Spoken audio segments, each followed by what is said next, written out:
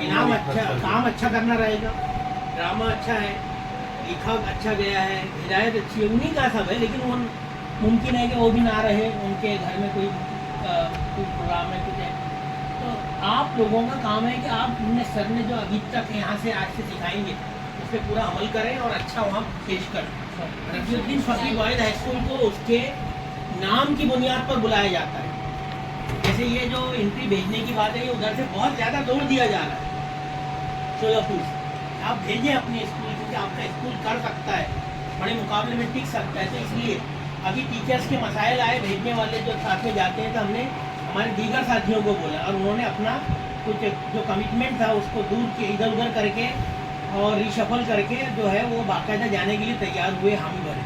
तो ये हमारे टीचर्स की भी कुर्बानी है, समझ में आया।